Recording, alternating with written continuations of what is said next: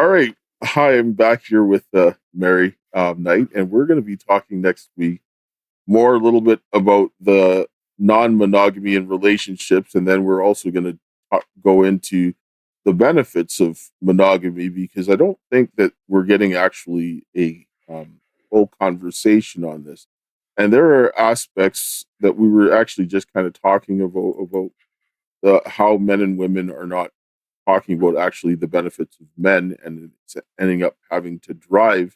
Women don't want to get married and say, I don't need a man because I don't get, I can provide the money and security for my kids and so forth. And they're rewarding men for, going out and not committing. So, and let's get into that. Well, yeah, because now so many men have easy access to sex without any kind of commitment.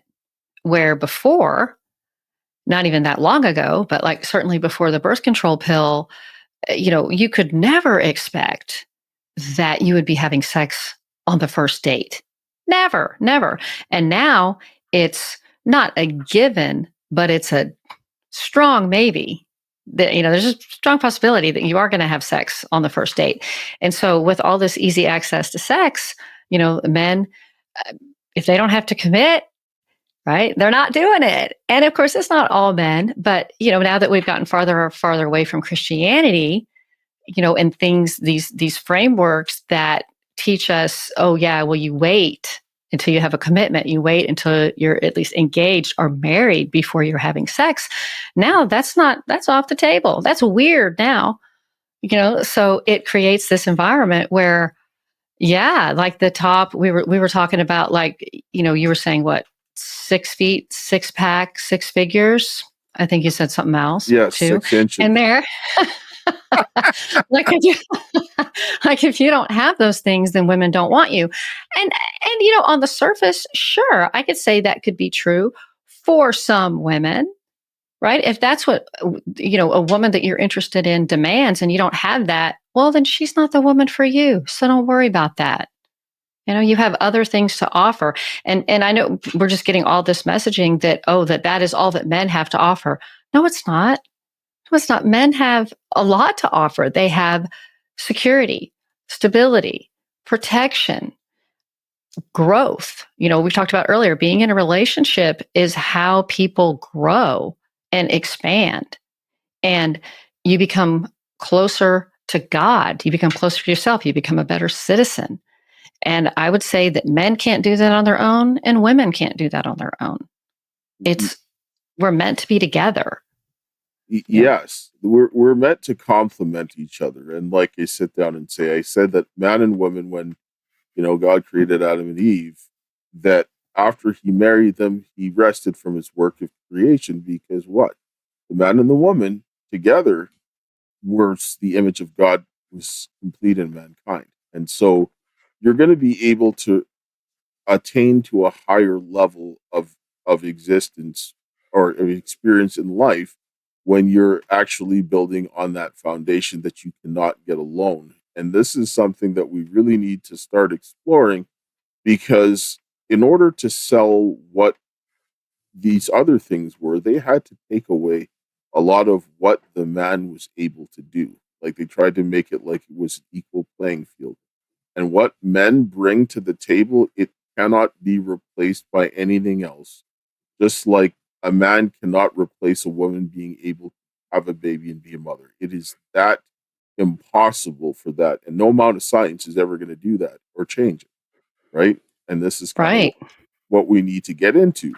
And so, I mean, you mentioned you want to touch quickly a little on your experience with more of the non-monogamy or whatever. Sure. So, in my experiences and having friends and then having clients who were wanting to explore an open marriage, open relationship, what I found was really what they were doing is trying to distract themselves from the issues that they were having in their marriages. They felt like, things were stale. They felt overwhelmed. They felt resentful. And what I was hear from men is that they were like, I've devoted my whole life to, doing everything for my wife and my kids. And now I just want to do something for myself. And then hearing women say, oh, I'm just so bored in this marriage and this relationship. And I think if we open it up, then that can bring some life back into our marriage.